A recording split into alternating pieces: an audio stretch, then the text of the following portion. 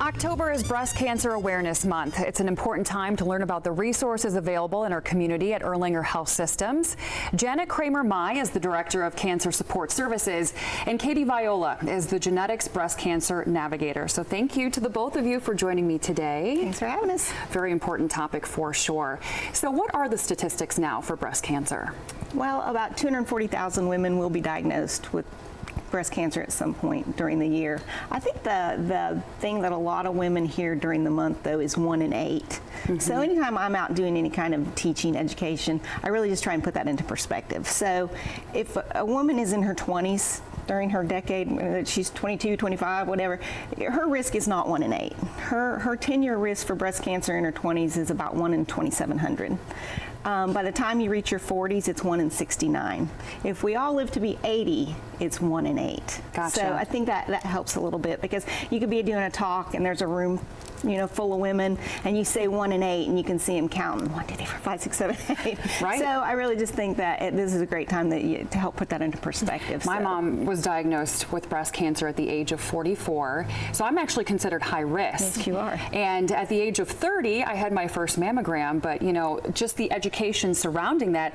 What do you tell folks who have someone in their family who's been diagnosed? How do they know if they are high risk?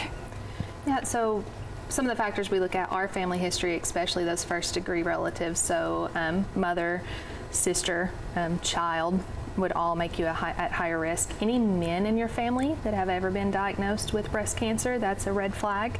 And personal history of any kind of biopsy that shows like atypical cells will be something to worry about as well. So can you get the breast cancer gene from both mom and dad? Yes. Interesting. Yes. The old wives' tale was it can only come from mom, but that is not the case. You get 50% of your genes from your mom and right. 50% of your genes from your father, so the BRCA abnormality can be passed down through the father's side. And we do hear that. There's BRCA1 and BRCA2, which is specifically then the genetic breast cancer gene. Correct. So then how do you know if you qualify for genetic testing, and if so, what does it cost? Yeah, so to qualify, there is criteria. So obviously, if you had the first degree relative, men in their family that have had breast cancer, multiple family members with a breast cancer, so more than one, to get tested, you make a consultation appointment, come in, give a personal family history.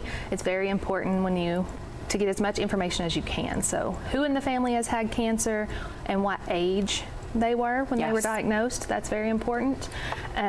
And then looking at that criteria, we see, okay, you do meet it, your insurance will pay for it, or at this point, you can get testing out of cash pay for $250. That's a cash price, which is way cheaper than it used to be. Yeah, it's come down. Yes. And knowledge is power, having that information in the end, for sure. And just quickly to touch upon, getting a mammogram, preventative, it's not so bad, right? You go in, it really is not so it only bad. takes a few minutes, and it could definitely save your life. Yes. So ladies, thank you so much for joining us.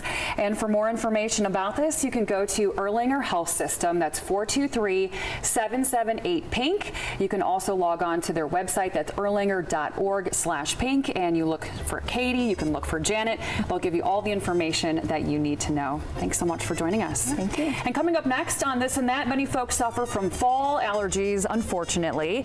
The Chattanooga Allergy Clinic stopping by with some tips to stop the sniffles.